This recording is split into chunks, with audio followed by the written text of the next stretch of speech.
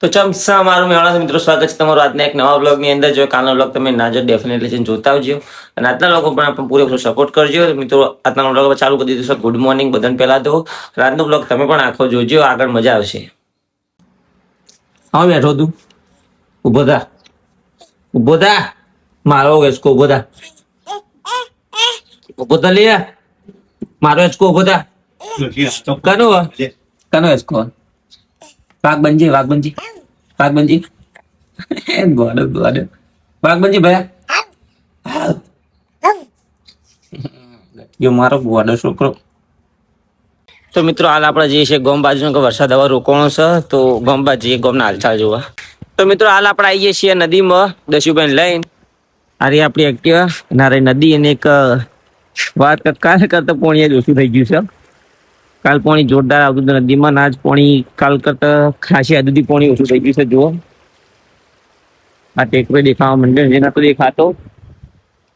આ બાજુ જે તમારા ટેકરા દેખાય છે, આ એક કઈ દેખાતા નતા, બધા પાણી ડૂબી ગયેલા હતા. બધા જ્યારે ઉપર આવી જશે દેખાવા માંડે છે કે કાલ કરતા પાણી ખાસેથી ઓછું થઈ ગયું છે. આ જે પાડી રહી, આ પાડી પણ નથી દેખાતી, પણ આજે આ પાડી દેખાય છે. આજ તો માસલે બધી ઉપરથી તરતી ચોરી જતી દેખાય છે કમ્પ્લીટ.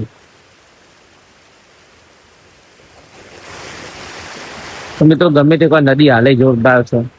અમે જ્યાં નેના હતા નદી નાતા છે, આટલો પુલ નતો. આનો પુલ જ્યાં આપણે ઉભા છીએ પુલ હતો નહીં વખત. ત્યાં તો એને એક નેન ચકડી પાડી જતી, એક નેનો ડેમ જેમાં પાણી ભરાતું. આ પડી આપણી એક્ટિવા અને હમુની પાડી જુઓ.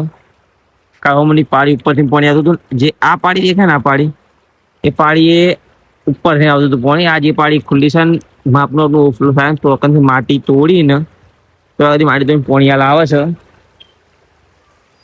મેં છે તમે જોઈ શકશો પોણી એટલું બધું નહીં જોવા. આ પાણી ચોખ્ખી દેખાય છે. ખબર નહીં પોણી ચા ઓછું થયું છે, કદાચ ડેમનું પાણી છોડેલું છે, વરસાદનું નહીં આવેલું હજુ. પણ હા, ચોમાસું હજુ શરૂઆતમાં છે એટલે નદી જોરદાર આવશે ને આપણે તો નદીમાં આવવાના જ છીએ જોવા માટે, તમને બતાવવા માટે. તો બ્લોગ તમે જોતા રહેજો. આજનો બ્લોગ મિની બ્લોગ જેવું જ રહેશે ને એનો રહેશે, મજા આવશે. તો મિત્રો નદીથી આપણે ગામમાં આવી ગયા છીએ. હવે આપણું ગામનું વાતાવરણ વરસાદ રોકાઈ ગયા પછીનું. આજે આપણું રોમાપીરનું મંદિર, અમુક તડકો કાઢ્યો છે, તમે દેખાતું છે જુઓ.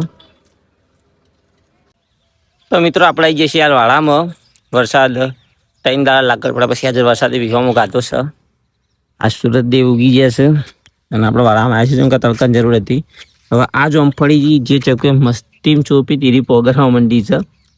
તો એક વાત આ એક જોમફળી થશે આપણે. બાકી આ રે આપણે તુવેર, તો આગળ આપણે ટોમેટી છે અને આપણે વાલોના વેલા આવત વધવા માંડ્યા છે ખાસા. અરે આપણા કાકડીના વેલા છે જેવા બહાર આવવા માંડ્યા છે. આપણા ગુલાબની હાલત એવી ને એવી છે હજુ કે આપણો આ વાલોનો વેલો એકલો ઉપર હેડવે આવે છે. તો કંઈ ડેટો આવે પણ ડેટા જગ્યાએ બીજું કોક જ ઉગ્યું હજુ રાહ જો ડેટો આવો ઠીક છે. નવું બિયારણ લાવવું પડશે જે વખતે તો નતા આવું ગયા ડેટો, હાલે વખતે નહીં ઉગ્યા. આપણે પેડા મોટા થઈ ગયા છે આગળ આપણા મતલબ આપણા બધા ચોટી જશે ને, એક કંઈ હુકવાનો નહીં છે કે વરસાદમાં ચોપ્યા છે. આજે આપણી વાલોડ જે વધવા માંડી છે અને તો આગળ આપણી ચોંફળી છે. તો એમાં પોગરવાના કોઈ રૂપ દેખાતો નહીં મને, કે આપણે ત્યાં સવાર રેડી છું.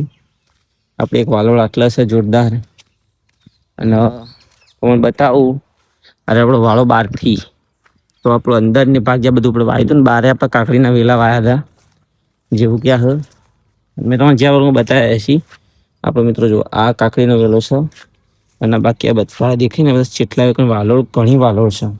બીજું કે આ આપણે એક કાકડીનો વેલો છે અને આ એક વેલો નહીં, આ વેલા ખાસા બધા જુઓ.